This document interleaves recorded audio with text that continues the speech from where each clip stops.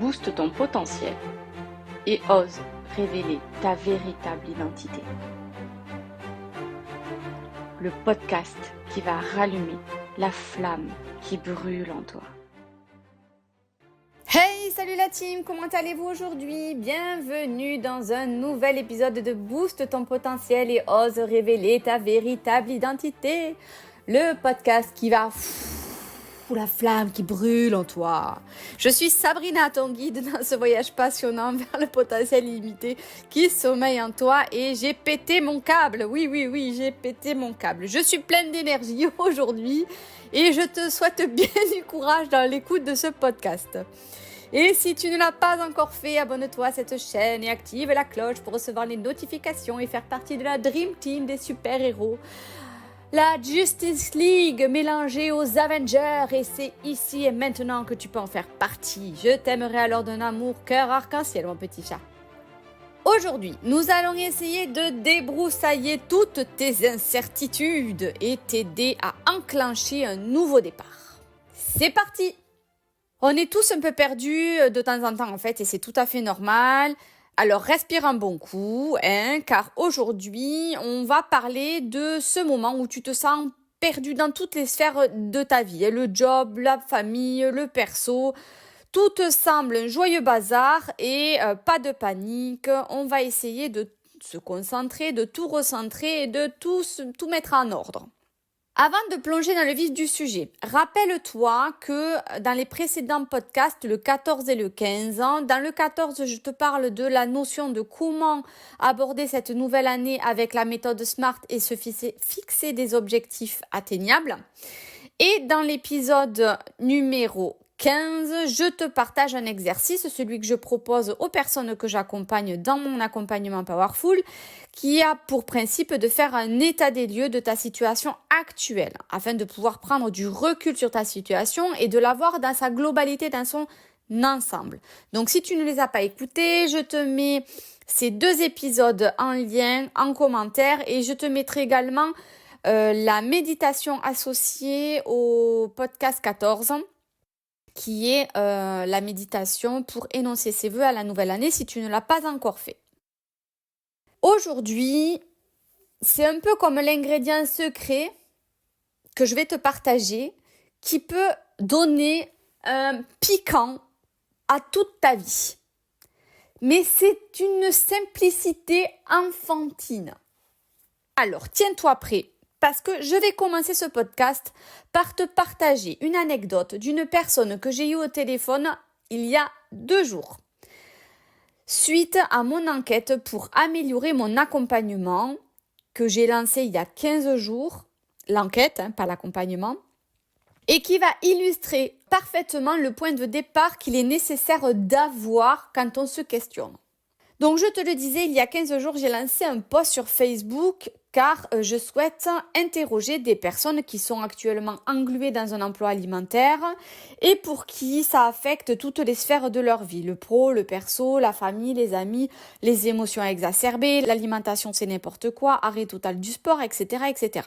Ici, l'objectif de ma démarche est de récolter un maximum d'informations pour rendre l'accompagnement que j'ai actuellement, le Powerful, le plus proche possible de tes besoins, ou en tout cas des besoins de mes clients de cœur, afin de mieux les accompagner et qui mieux que toi, qui est dans cette situation, pourrait m'aider pour cela. Voilà. Personne d'autre, bien sûr. Donc, construis cet accompagnement sur mon propre vécu, mais comme nous n'avons pas tous le même et que nous avons tous des éducations différentes, des cadres de référence différents, des vies professionnelles différentes, l'idée ici est de vraiment récolter un maximum d'informations pour le faire évoluer. Et je remercie d'ailleurs toutes les personnes qui m'aident en ce moment à œuvrer dans cette co-création de cet accompagnement qui me tient tellement à cœur en plus. Donc, si tu veux faire partie de cette équipe qui m'aide dans cette co-création, n'hésite pas à me contacter en message privé ou en commentaire, peu importe. Et je remercie avec toute ma gratitude et mon amour cœur arc-en-ciel toutes les personnes qui participent à cela en ce moment. Donc, une de ces personnes interrogées m'explique que 2023, ça a été vraiment une année hardcore pour cette personne dans tous les plans de sa vie, que ce soit au niveau professionnel, personnel, alimentaire et sportif. Ici, je vais te raconter que sa partie professionnelle, car elle a eu une prise de conscience comme je les adore.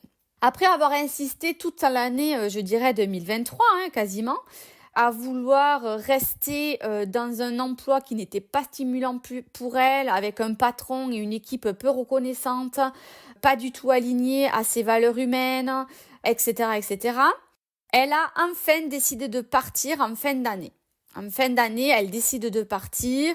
Pourtant, financièrement, ça se passe bien. Le salaire est à la hauteur ou presque, de ses attentes et de ses compétences et de son implication dans l'entreprise.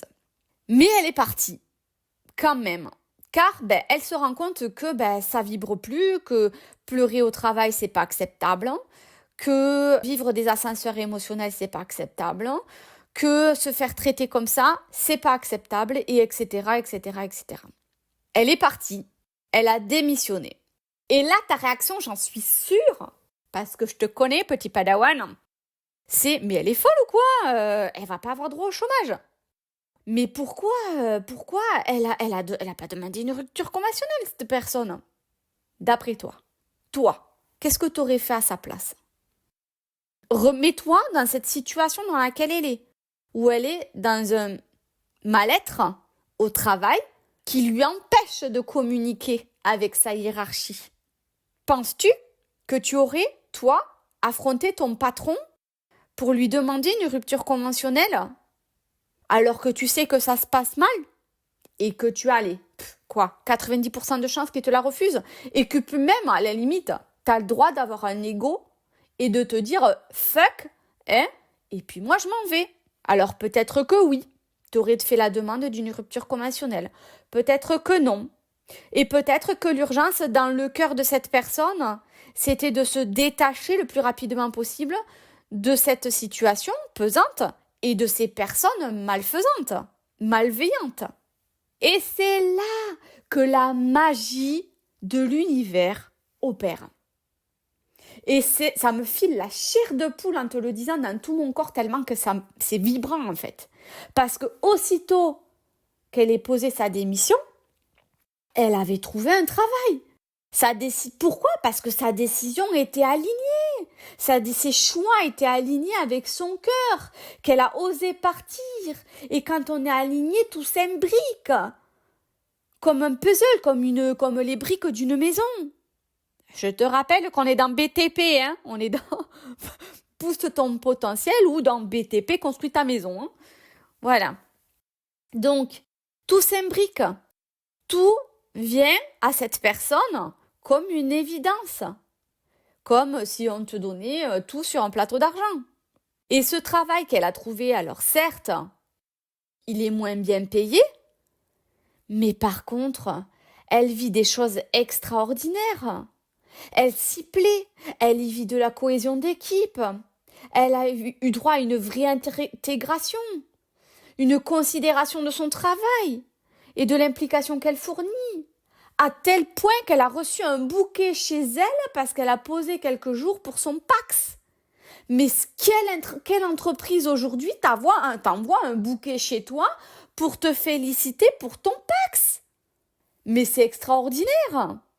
Alors si toi aussi, tu te sens perdu dans ton emploi et que ça ne vibre plus, que tu vis des situations inconfortables, prends ton cahier et note ce qui va suivre. Je vais te présenter 5 étapes super importantes pour toi. La première est que tu fasses ce que cette personne elle a fait. C'est-à-dire tu prends conscience que ça ne va pas et tu prends la décision d'avancer et d'enclencher le passage à l'action. Et c'est ce qui a sauvé cette personne, c'est ce qui a fait que cette personne, elle a trouvé autre chose, c'est ce qui a fait que cette personne, elle s'est écoutée et que c'était aligné pour elle. C'est la première étape. La deuxième étape, si tu ne l'as pas encore fait, je vais te demander d'aller voir l'épisode 14 et d'aller faire l'exercice de C'est quoi ton objectif en 2024? Quel est ton objectif SMART? Je te mets le lien en commentaire. Et tu peux même, si affinité, faire la méditation associée à l'épisode 14 qui est énoncer tes vœux pour 2024. Troisième étape, tu vas faire l'exercice qui se trouve dans l'épisode 15. Même combat. Je te mets le lien en commentaire si tu ne l'as pas encore fait. Et l'exercice, c'est de faire ton état des lieux. L'état des lieux de ta situation professionnelle. Si c'est le pro qui marche pas, personnel, pro, couple, famille, amis, ce que tu veux. Bref, tu prends la situation qui marche pas en ce moment et tu fais ton état des lieux. Tu as toutes les infos dans l'épisode 15. Étape 4. Et ça, c'est la nouveauté d'aujourd'hui qui va un peu être, je dirais, reliée à la méditation que j'ai postée il n'y a pas très très longtemps, la dernière, de trouver ta motivation, ta détermination et te créer un environnement positif. Je te mettrai le lien aussi en commentaire. Alors, ferme tes yeux, assis-toi confortablement et recentre-toi. Prends quelques respirations pour te recentrer. Ensuite, tu prendras quelques respirations pour t'ancrer à la terre. Et si tu ne sais pas le faire, ne t'inquiète pas. Dans les quelques podcasts à venir, elle est prévue, la méditation d'ancrage et de connexion à la terre. Elle est prévue dans mon petit planning. Donc, ancre-toi à la terre, dans le ici et le maintenant. Connecte-toi à ton cœur et à ton corps. Et là, je vais te demander d'utiliser ton intuition. Tu peux rester debout d'ailleurs pour cet exercice. Ça peut être super sympa plutôt que de rester assis. Pourquoi? Parce que ton corps va réagir. Donc, prends ces respirations, ancre-toi, connecte-toi à ton cœur, lâche ton corps et laisse venir comment tu te sens. Tu peux poser ta question à ton intuition et ton corps va te répondre. Peu importe la décision à prendre, prends un temps pour calmer ton mental, libère-toi des tensions musculaires et rentre dans ton cœur. Qu'est-ce qui se passe dans ton corps? Ressens. Est-ce que ton corps bouge en rond? Est-ce qu'il fait de l'avant en arrière? Connecte-toi à ton oui. Connecte-toi à ton non. Si tu sens des tensions dans ton corps, c'est que c'est un non. Si tu sens des papillonnements ou des belles énergies ou encore de la chaleur ou ce genre de choses, des choses qui ne sont pas inconfortables pour toi, c'est que c'est un oui. D'accord? Donc, connecte-toi à ton intuition, pose tes questions si tu as besoin de poser tes questions et fais cet exercice. Il est extraordinaire. Alors, nous sommes tous différents et c'est pour cela qu'en se connectant à son intuition, chaque personne va ressentir des choses différentes et c'est normal. Par exemple, moi, pour te faire ce podcast, je me suis connectée à l'énergie du groupe des auditeurs pour savoir qu'est-ce qui allait te parler aujourd'hui. Donc, en espérant que je ne me sois pas trompée et que cet épisode te fasse écho. 5e étape, prends une feuille. Tu vas tracer 2 colonnes. C'est un exercice qui est ultra connu, mais connu de chez connu, et c'est ce que je te disais au début du podcast. C'est fais tes 2 colonnes et fais les plus et les moins. Il n'y a pas plus bête que ça. Mets dans une colonne ce que tu aimes le plus dans ton job et mets dans une colonne ce que tu aimes le moins dans ton job et ce qui te freine en fait. Tu vas faire le point de ce qui te motive et de ce qui te freine et tu vois ce qu'il en ressort. Et tu vas voir, ces 5 étapes mélangées vont être extraordinaires pour toi. Tu vas avoir des prises de conscience, mais de fou.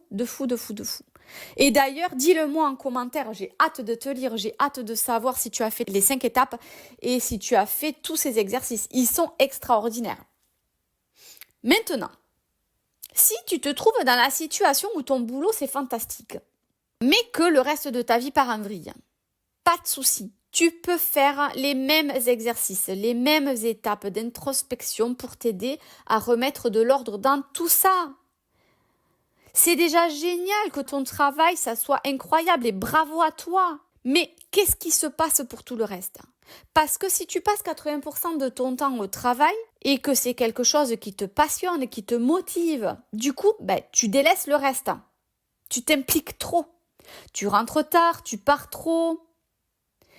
Et comme tu vois pas le temps passer, parce que c'est ce que font l'erreur de plein de gens quand on est passionné par ce que l'on fait, tu vas mettre plein de choses de côté. Tu vas arrêter de prendre ton petit-déj, de super-héros du matin.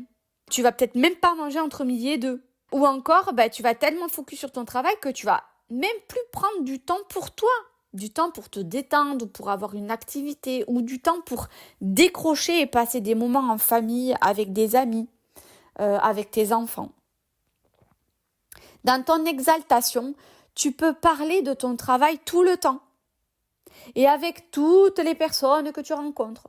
Comme moi, par exemple, avec l'énergétique ou à vouloir coacher tout ce qui passe, tout le monde, alors que la personne ne me l'a pas demandé. Je te rassure, je me soigne. Mais du coup, la personne en face, elle rentre dans le club des jmblc.com. Tu la connais, le club de jmblc.com? Je m'en bats les bips.com, pour rester poli. Pourquoi? Parce que c'est ni le moment pour elle de m'écouter, elle me l'a pas demandé, donc mon message va finir aux oubliettes. Ça va passer par une oreille et ça va sortir de l'autre côté. Et en plus, moi, je vais perdre de l'énergie à vouloir lui faire comprendre des choses qu'elle n'est pas prête à entendre. Tu peux aussi passer à côté de ta vie de couple, de ton rôle de parent, de soirée avec tes amis, comme je te le disais un petit peu plus tôt, car tu vas être envahi par de la créativité, par ton envie d'avancer dans tes missions qui te seront confiées. C'est là où il faut savoir mettre un cadre et des règles de vie et bien sûr des priorités. La vie personnelle, c'est comme jongler avec des pommes de toutes les couleurs. Parfois, ça devient un peu chaotique. Mais pas de panique, on va apprendre à trier des pommes. On va faire l'exercice de l'arbre des priorités. Dresse une liste de ce qui est vraiment important pour toi dans ta vie personnelle. Famille, amis, passion, santé, puis classe-les dans un ordre de priorité. Cela t'aidera à voir où concentrer ton énergie et à replanifier, par exemple, ta journée type. Je me lève à telle heure, de telle heure à telle heure, je prends le temps de petit déjeuner, de telle heure à telle heure, je travaille, de telle heure à telle heure, je prends le temps de manger mon repas du midi, de telle heure à telle heure, je travaille et puis je reprends le temps de telle heure à telle heure de décrocher de mon travail et de passer un sas de décompression. Tu as la méditation si tu veux, je te mettrai le lien en commentaire.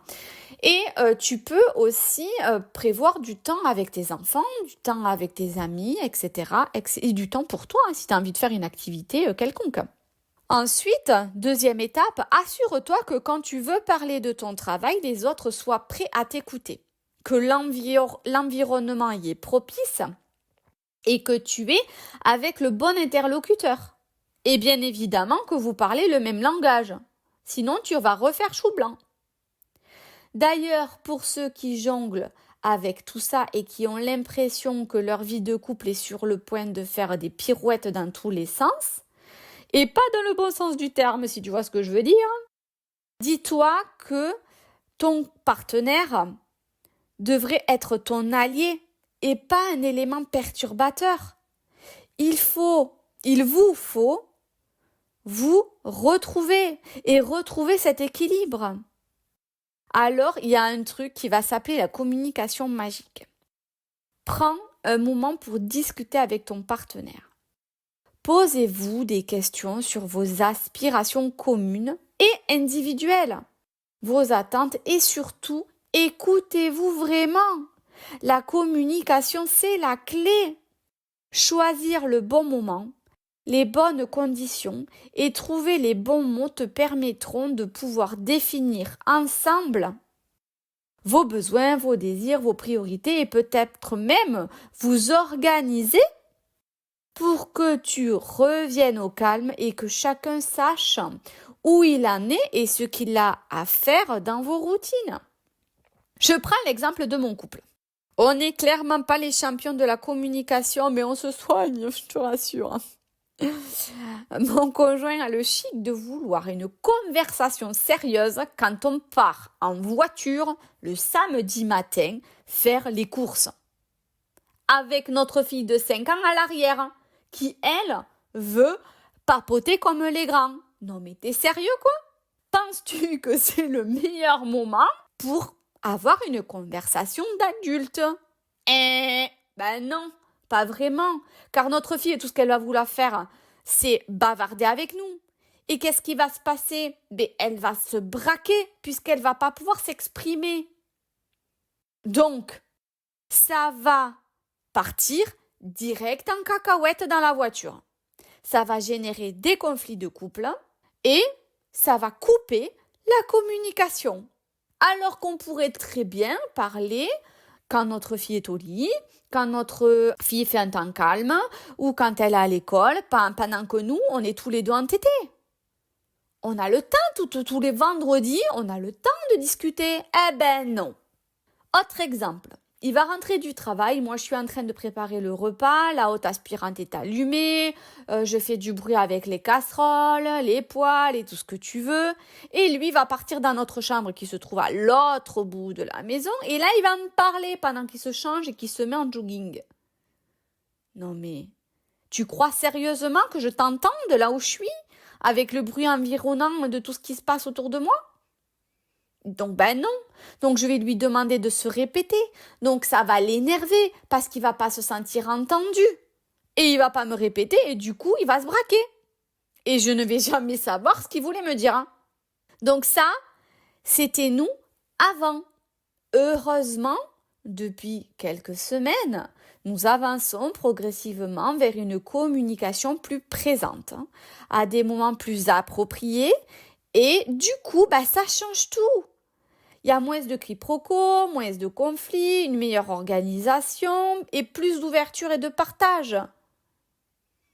D'autant plus qu'on sort de 7 à 8 semaines de galère avec notre fille et je t'invite à écouter l'épisode 17 ou à lire mon post Facebook du 14 février si tu ne les as pas écoutés ou lus, parce que ça a été 7 semaines de galère. Et alors, de cris, de conflits, en fait, je n'en pouvais plus, lui non plus. Et malgré tout ça, on a réussi à sortir de là et surtout à inclure une meilleure communication qui, aujourd'hui, est beaucoup plus apaisée. Bref, on revit. Voilà les super-héros et super-héroïnes du quotidien. J'espère que ces conseils et exercices t'ont aidé à y voir plus clair. Rappelle-toi, même si la vie semble être un grand numéro de jonglage, tu es le maître de tes propres balles. Alors respire, souris et commence par où tu sens que c'est nécessaire d'agir rapidement. Et rappelle-toi qu'on est tous une communauté et on est tous là pour s'entraider. Maintenant, peu importe où tu te trouves, dans le bus, le métro, la rue, devant ta machine à café, ton ordinateur, on va se booster, se motiver pour le reste de la journée en chanson. Terminons cet épisode en musique, dansons, chantons sur Feel the Heat of the Night, Everything Alright. Ouais, Master Boy, je suis repartie dans les années 90 aujourd'hui. Je me suis fait plaisir et je me suis connectée à cette adolescente qui avait le fire dans les années 90. Alors, bonne journée à toi. Rappelle-toi que tu es formidable, motivé, déterminé, puissant, puissante. Merci d'avoir écouté le podcast de Boost ton potentiel et ose révéler ta véritable identité numéro 18. On se retrouve bientôt pour l'épisode 19. Ciao, ciao la team. Booste ton potentiel et ose révéler ta véritable identité. Le podcast qui va rallumer la flamme qui brûle en toi.